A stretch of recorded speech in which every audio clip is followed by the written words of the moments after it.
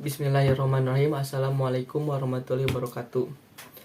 Perkenalkan, nama saya Rabid Hadi Subari dengan NPM 101213222 kelas C12. Di sini saya akan memaparkan hasil dari wawancara analisis untuk mata kuliah manajemen pemasaran sebagai syarat evaluasi akhir semester. Sebelum memasuki analisisnya dan wawancaranya, sebelumnya saya akan membahas tentang usaha atau perusahaan ini. Perusahaan ini adalah perusahaan yang dibentuk oleh Pak Enda Sundarna. Pak Enda Sundarna ini selaku ownernya, dan produk ini mempunyai ciri khas rasa buah honje dari basrengnya. Basreng atau bakso crispy olahan sapi. Selanjutnya dari usaha ini dibangun atau didirikan pada tahun 2020 oleh Pak Enda Sundarna dan setelah menetapkan legalitas atau berbadan hukum pada tahun 2022 sehingga menjadi PT Mahakarya Sudarna. Sebelum ke pembahasan analisis SWOT dan marketing mix, berikut adalah cuplikan wawancaranya dengan Pak Enda Sundarna. Assalamualaikum warahmatullahi wabarakatuh. Ya, sekarang kami ini sudah ada pemilik atau owner dari Salawut yang bernama Enda Sundarna. Pertama di sini kami itu mohon izin akan memberikan beberapa pertanyaan untuk menganalisis dari usaha Pak Enda sendiri. Di sini yang pertama ada pertanyaan, kenapa sih memilih usaha ini gitu kan? Terus apa aja sih usaha yang dikeluarkan Pak Enda industri usahanya? Oke. Jadi sebelumnya itu kenapa sih milih usaha ini? Karena memang waktu itu tuntutan dari kuliah sebenarnya. Ini kan ada tugas kuliah gitu kan yang harus bikin produk baru. Jadi dan saya dari kampung, saya dari Pangandaran. Jadi saya itu menganalisis apa sih yang beda dari pasaran gitu. Nah, di situ waktu itu ada namanya buah honje gitu. Kalau misalnya di Bandung kan ada kecombrang.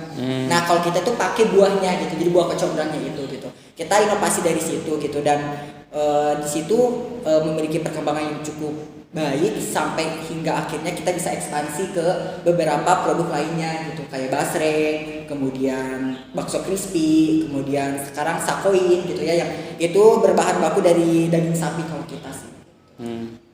Jadi si buah nanti gimana ini tuh? Nah, buahnya itu kita olah, jadi produknya itu salawut. Nah, salawut itu jadi olahan seafood gitu kan. Awalnya itu sate seafood, tapi bumbunya kan kalau sate biasanya bumbu kacang. Nah, kita pakai bumbu sendiri yaitu dari buah honje gitu. Nah, itu waktu kemarin kita dapat kompetisi runner up 2 di International Franchise Business Concept di Jakarta. Kalau untuk memulai bisnisnya sejak kapan kan? Nah, bisnis salawut itu kita mulai di tahun 2020. Di 2020 akhir kita udah mulai, tapi kita berdiri secara hukum, berdiri secara resmi kita di tahun 2022 kemarin. Kita jadi PT Mahakarya Sudarna dengan brand Salawut.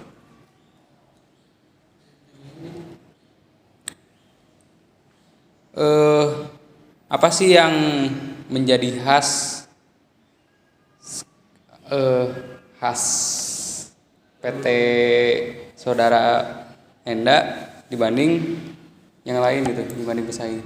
Pastinya ciri khas kita yang pertama, kita dari buah ataupun dari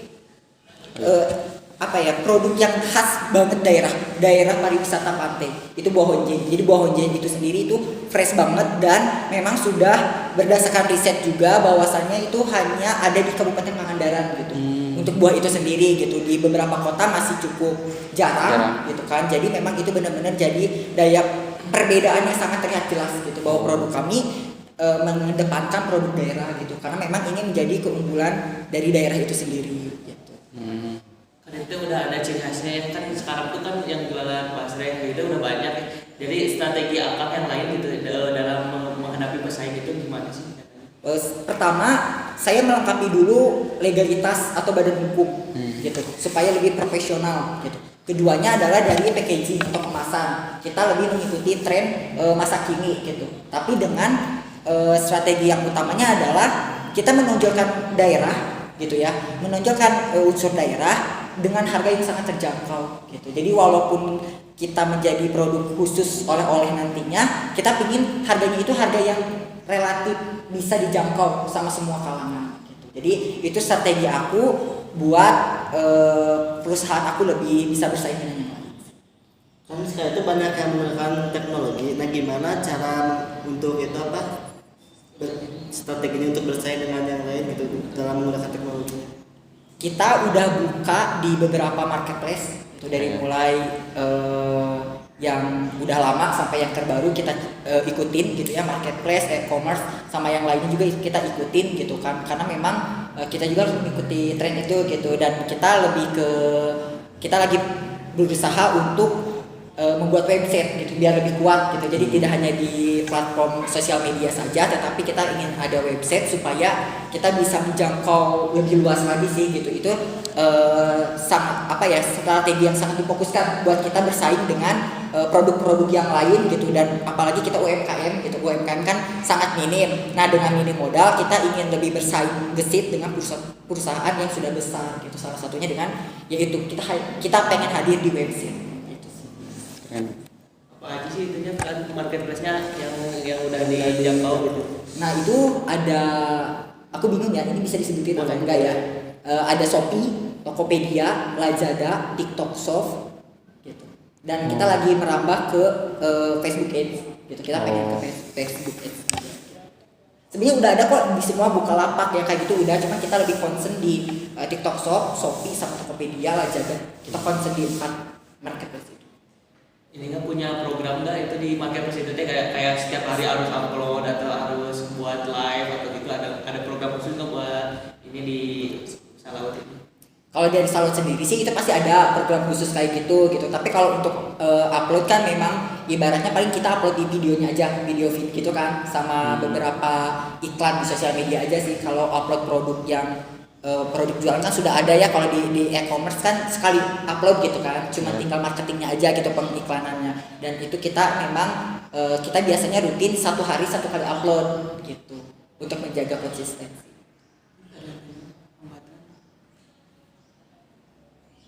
Kita kan pasti ya, meskipun sebesar apapun perusahaan pasti ada hambatannya mungkin ya. Nah, hambatan di perusahaan ini apa sih, hambatan pemasaran di perusahaan ini kayak ada gak sih? Hambatannya kalau di marketing pasti kita modal gitu kan, karena kan pencadangan modal iklan itu sangat besar gitu kan, apalagi sekarang zamannya teknologi gitu. Dari pihak-pihak yang menyediakan platform untuk iklan itu kan menaikkan tarif gitu kan. Nah, sedangkan kita kan yaitu UMKM, kita kan pakai modal yang ada kita golangkan kan untuk modal lagi gitu. Jadi kayak permasalahannya pasti yang utama adalah di modal gitu untuk kita bisa iklan. Keduanya adalah di partner SDM-nya gitu kan, yang bakal ibaratnya fokus concern untuk membuat kontennya gitu kan, untuk diiklankan itu kan kita juga masih kendala gitu. Jadi ibaratnya masih belum bisa membiayai tenaga profesional gitu untuk bisa mendapatkan sebuah produk yang bagus untuk diiklankan gitu kan. Karena kan kalau platform kan itu hanya menerima saja gitu. Nah, kita di situ modal sama SDM sih hambatan kita di marketing saat ini.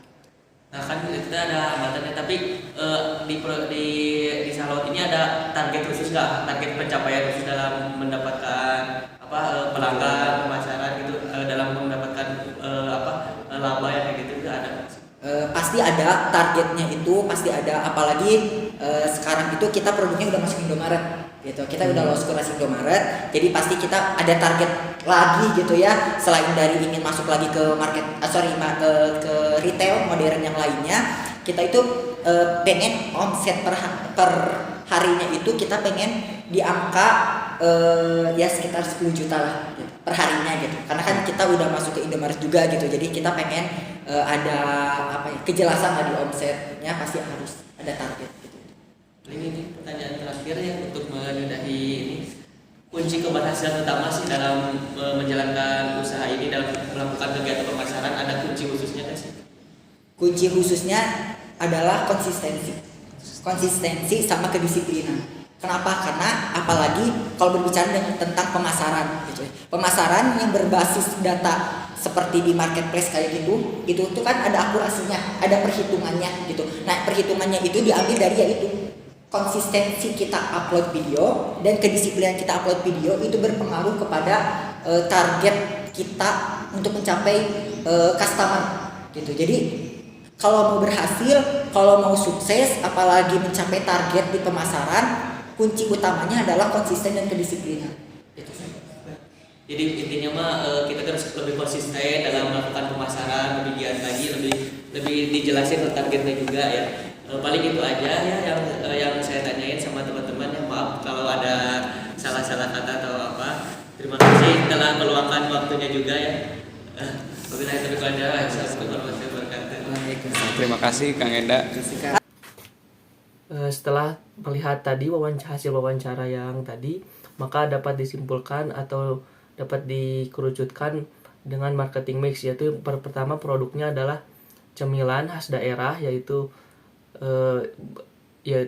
salawut, yaitu olahan makanan dari bahan dasar daging sapi dengan rasa atau bumbu khas daerah Pangandaran, khas daerah. Harganya juga terjangkau untuk semua kalangan, harganya juga di sekitar 5.000 sampai 15.000.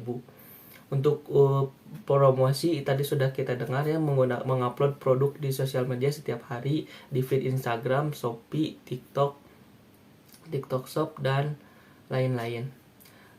Tempatnya ini beralamatkan di Pananjung, Kecamatan Pangandaran, Kabupaten Ciamis, Jawa Barat. Pelaku usahanya yaitu Pak Enda sendiri selaku pemilik usaha serta partner SDM atau karyawan yang tidak tetap lainnya. Dari physical evidence, dari desain produk ini sangat bagus sekali ya, karena produknya melakukan dengan melihat apa yang kekinian saat ini, mengikuti tren masa kini.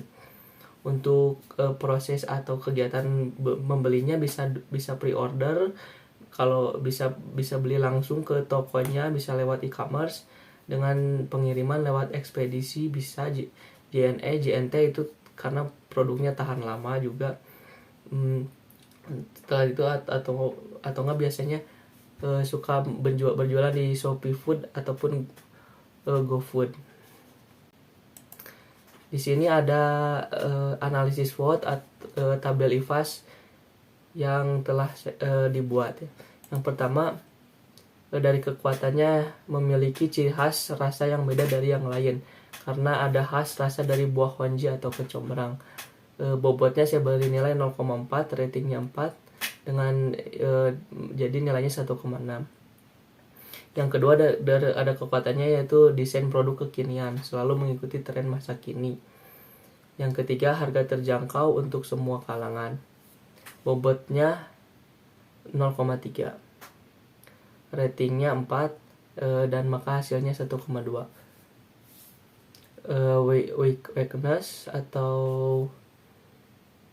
kelemahannya, produk itu kurang variatif, hanya mengandalkan satu produk dengan bahan yang sama gitu. Yang kedua, kendala sumber daya manusia yang belum maksimal dalam melakukan pemasaran di sosial media dan masih banyak terkendala lainnya. Yang ketiga, pemasaran masih terkendala modal sehingga menghambat konsistensi pemasaran. Di sini saya memberikan rating untuk produk kurang variatif 3, kendala sumber daya 4, pemasaran masih terkendala 4, dengan bobot masing-masing 0,4, 0,2 dan 0,4. Menghasilkan nilai 1,2, 0,8 dan 1,6, maka jumlahnya adalah 3,6. Yang kedua ada peluang usaha, opportunity, dan threat atau ancaman dari luar. Ini faktor eksternalnya, yang tadi itu faktor internal. Yang pertama, faktor eksternal atau memperluas jangkauan, yaitu pertama perluasan pasar yang cepat karena telah bekerja sama dengan beberapa minimarket ternama. Yang kedua, peluang mendapatkan kepercayaan masyarakat tinggi karena produk sudah berbadan hukum, yaitu PT Mahakarya Sudarna. Yang ketiga, media sosial khususnya membantu pemasaran dengan cepat mendapatkan konsumen tiap harinya. Bisa dilihat di sini bobotnya saya beri nilai yang nomor 1 0,3, yang nomor 2 0,3, nomor 3 0,4. Dengan rating nomor 1 4, nomor 2 4, nomor 3 juga 4. Nilainya 1,2, 1,2 dan 1,2. Maka ditotalkan menjadi 3,6. Kalau ancamannya ada 3 juga. Pertama, produk memiliki banyak pesaing dengan brand yang lebih besar dan terkenal. Yang kedua, adanya pesaing dengan inovasi baru. Adanya tarif promosi atau iklan yang tinggi dan dipatok oleh beberapa platform e-commerce. Di sini bobotnya ada 0,4, 0,2 dan 0,4. Ratingnya 4, 3, 4. Bobot dikali rating nilainya yang pertama 1,6, yang kedua 0,6, yang ketiga 1,6. Total kelemahannya adalah 3,8. Nah, setelah melihat itu, maka kita langsung ke menentukan titik posisi koordinat. Kuartal 1 agresif, kuartal 2 diversifikasi, kuartal 3 ubah strategi, kuartal 4 defensif. Rumusnya di sini ada strong dikurangi weakness, yaitu kekuatan dikurangi kelemahan dibagi 2. Itu untuk mencari X-nya. Yang kedua, untuk mencari Y-nya, opportunity dikurangi threats atau ancaman, peluang dikurangi ancaman, berbanding terbalik. Jika strength-nya 3,7 dikurangi weakness-nya 3,6 atau kelemahannya 3,6 dibagi 2, maka hasil X adalah 0,5. Dan mencari Y yaitu peluang dikurangi ancaman, berarti 3,6 dikurangi 3,8 dibagi 2, hasilnya min 0,1. Maka dapat disimpulkan di sini titik koordinatnya ada di 0,5 di X-nya dan Y-nya min 0,1. Di sini terlihat bahwa posisi kuartal ada di diversifikasi. Maka di sini juga di sini terlihat ancaman lebih menonjol dan tapi perusahaan ini masih memiliki kekuatan. Setelah berhasil membuat analisis SWOT dan menentukan ada di kuartal manakah usaha ini berada, jika saya menjadi manajer pemasaran di perusahaan ini, saya akan melakukan beberapa langkah dan perubahan menggunakan strategi diversifikasi. Karena ya telah kita lihat tadi bahwa perusahaan ini berada di posisi diversifikasi, yaitu strateginya dengan cara fokus terhadap produk dengan unsur intrinsikik yang sama. Jadi fokus dulu ke produk yang sama tapi mempunyai perbedaan dari segi lain, misalnya segi yang ukuran, jenis, merek dan sebagainya. Bisa dibedakan dari unsur itu. Jangan dulu ngelempar ke produk-produk baru karena ini sedang di dalam posisi diversifikasi. Selain itu, untuk strategi diversifikasi selanjutnya adalah produk perusahaan juga bisa melakukan aspek bisnis, misalnya penyediaan bahan baku ditambah dari investasi bisa, ataupun membuka cabang perusahaan, misalnya dengan perusahaan yang sama tapi perusahaan yang sama produk berbeda juga bisa seperti itu untuk meningkatkan mencapai target dan tujuan sebagai berikut. Yang pertama, diversifikasi itu gunanya untuk meningkatkan perolehan laba. Jadi kita tuh harus meningkatkan perolehan laba untuk ke tahap selanjutnya. Yang kedua, memperluas market share. Jadi market share-nya tuh nggak di situ-situ aja. Yang ketiga, mencegah kebosanan masyarakat atas suatu produk. Jadi biar produknya itu nggak bosan, padahal produknya mah tetap satu, tapi melakukan modifikasi sedikit sehingga masyarakat tidak bosan dalam satu produk itu. Yang keempat, ada personalisasi produk sesuai karakteristik target pasar. Yang karakteristiknya menunjukkan targetnya harus jelas dulu gitu. Jangan dulu loncat ke yang lain menentukan target, karena banyak sekali ancaman-ancaman seperti di poin nomor 5, yaitu ini setelah semuanya dilakukan, strategi diversifikasi yang tadi saya katakan ini tuh akan membantu kita mengalahkan kompetitor. Jadi karena ini tuh ancamannya lebih besar gitu daripada ya peluang yang ada di luar gitu, maka fokus dulu ke dalam produknya, baru kita bisa memperluas jangkauan atau mengalahkan kompetitor. Baik, sekian saja pembahasan dari hasil wawancara dari perusahaan Salawood. Seperti jadi kita tuh harus melakukan strateginya diversifikasi dari perusahaan ini. Sekian dari saya, mohon maaf bila ada kesalahan. Wabillahi taufiq wal hidayah. Wassalamualaikum warahmatullahi wabarakatuh.